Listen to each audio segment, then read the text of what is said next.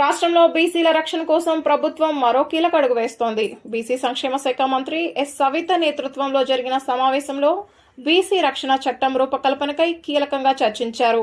ఇప్పటికే చట్టానికి సంబంధించిన డ్రాఫ్ట్ సిద్ధమైందని మంత్రి వెల్లడించారు. కులం లేదా వృత్తి పేరుతో బీసీలను అవమానించే వారిపై కఠిన చర్యలు తీసుకునేలా చట్టాన్ని రూపొందిస్తున్నామని తెలిపారు. బీసీలపై జరిగే 15 రకాల వేధింపులకు శిక్షలు ఉండేలా నిబంధనలు తీసుకురానున్నట్లు చెప్పారు.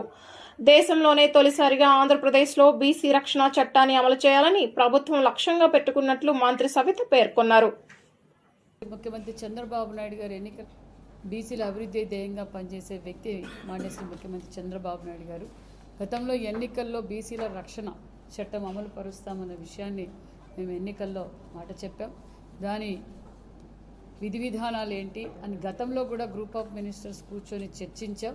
మరి ఈరోజు కూడా మరొకసారి ముఖ్యమంత్రి ఆదేశాల మేరకు ఈరోజు group of ministers BC group of ministers అదేవిధంగా మా సెక్రటరీ గారు, డైరెక్టర్ గారు, ఎమ్మెల్సీ మరి బీదా రవిచంద్ర గారు, మరి పల్లా శ్రీనివాస్ యాదవ్ గారు, వర్చువల్గా కూడా కొంతమంది మరి మంత్రులు కూడా అటెండ్ అయ్యారు. వారు అందరితోనూ ఏదైతే మరి లీగల్గా మరి ఒక పక్క ఏజీ గారు మరి న్యాయ వ్యవస్థలు ఇచ్చిన సూచనలు మేరకు ఒక చర్చ జరిగింది. ఆ చర్చ మేరకు మనం బీసీల ప్రొటెక్షన్ యాక్ట్ ఏ విధంగా అమలుపరచాలి అన్న విషయాన్ని కూడా చర్చించాం. వారి సూచనల మేరకు అదేవిధంగా ఈరోజు జరిగిన డిస్కషన్ అంతా ముఖ్యమంత్రి గారి దృష్టికి తీసుకెళ్ళి ముఖ్యమంత్రి గారి ఆదేశాల మేరకు మరి అదేవిధంగా మరి ఈ బీసీల రక్షణ చట్టం గురించి ఏదైతే ముసాయిదా ఉందో దాని మీద మరి జోన్ వైజ్గా ఒక 5 జోన్లు వైజ్గా కూర్చొని మరి బీసీ సంఘాలతోనూ అదేవిధంగా బీసీ ప్రజాప్రతినిధులతో కూడా చర్చించి మరొక్కసారి ముఖ్యమంత్రి గారికి తెలియజేస్తామన్న విషయం కూడా తెలియజేస్తూ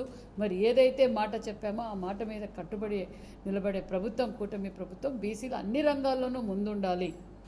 ఒక పక్క ప్రతి ఒక్క వన్ ఫ్యామిలీ వన్ ఎంటర్ప్రెన్యూర్గా తయారు చేయడానికి ఏ విధంగా అయితే మనం ఒక పక్క ఆదరణ ద్వారా కావచ్చు, మరి ఎంఎస్ఎంఈ ద్వారా కావచ్చు, మరి ప్రతి ఒక్కరిని ఎంటర్ప్రెన్యూర్గా తయారు చేయాలనేదే ముఖ్యమంత్రి గారి సంకల్పం అనే విషయం కూడా తెలియజేస్తూ మరి ఈ విషయంగా గతంలో కూడా చాలాసార్లు డిస్కస్ చేసాం. మా డైరెక్టర్ గారు, మా సెక్రటరీ గారు, అదేవిధంగా డిపార్ట్మెంట్ అందరూ కూడా చర్చించుకొని మరొకసారి ముఖ్యమంత్రి గారి దృష్టికి